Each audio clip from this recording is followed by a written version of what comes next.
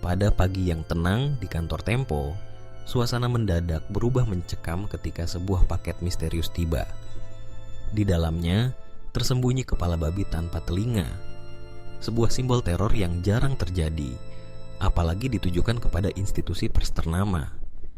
Tidak berhenti di situ, beberapa hari kemudian, sebuah kardus lain ditemukan, kali ini berisi 6 ekor bangkai tikus. Kedua paket ini ditujukan pada jurnalis Desk Politik sekaligus host siniar Bocor Alus Politik, Francisca Christy Rosana. Peristiwa ini segera mengguncang lini massa, menimbulkan pertanyaan besar. Siapa pelaku di balik teror ini dan apa motifnya? Pihak Tempo segera melaporkan kasus ini ke Bareskrim Polri, didampingi oleh Komite Keselamatan Jurnalis. Tindakan ini diambil sebagai bentuk perlindungan terhadap kebebasan pers yang kembali dipertanyakan akibat teror tersebut.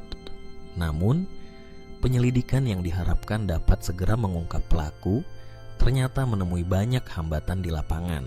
Salah satu kendala utama adalah rusaknya sejumlah CCTV di sekitar lokasi.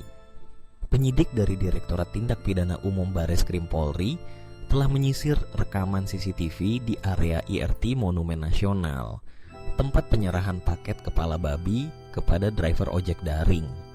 Namun, rekaman yang diharapkan bisa menjadi petunjuk penting itu tidak dapat digunakan sepenuhnya. Beberapa CCTV di titik strategis ternyata tidak berfungsi, sehingga tak ada visual yang jelas mengenai sosok pengirim paket. Hal ini membuat identifikasi pelaku menjadi sangat sulit. Tak hanya itu, penyidik juga menghadapi kesulitan dalam menelusuri asal kepala babi. Meski telah memeriksa sejumlah tempat pemotongan hewan di kawasan Jakarta Barat, khususnya di Cengkareng, polisi tidak menemukan tempat pemotongan yang secara khusus menjual kepala babi. Jumlah tempat pemotongan yang banyak dan tidak adanya catatan khusus terkait penjualan bagian tersebut menambah rumit proses pelacakan.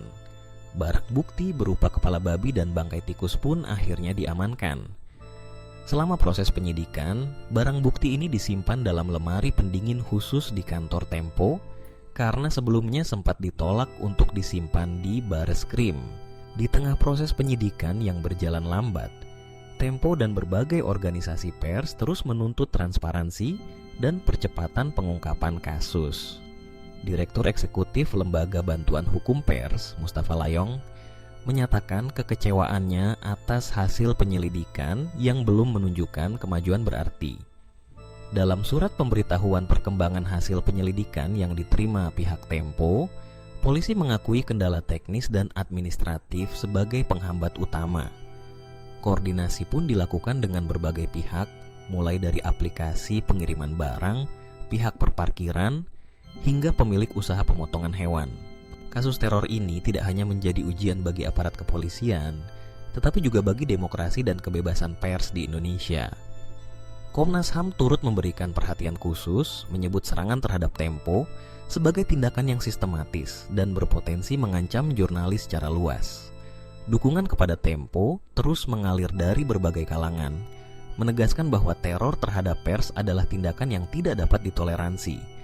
Peristiwa teror kepala babi ini membuka mata banyak pihak akan pentingnya perlindungan terhadap jurnalis, serta perlunya sistem pengamanan yang lebih baik di ruang publik. Di balik lambatnya proses penyelidikan, harapan tetap menggantung agar pelaku dapat segera ditemukan dan diadili, sehingga tidak ada lagi teror serupa yang mengancam kebebasan berekspresi di tanah air. Kisah ini menjadi pengingat bahwa menjaga kemerdekaan pers tidak hanya tugas jurnalis, tetapi tanggung jawab seluruh elemen masyarakat. Setiap ancaman terhadap pers adalah ancaman terhadap hak kita bersama untuk mendapatkan informasi yang jujur dan berimbang. Mari bersama-sama menolak segala bentuk intimidasi dan terus mendukung perjuangan jurnalis yang bekerja demi kepentingan publik.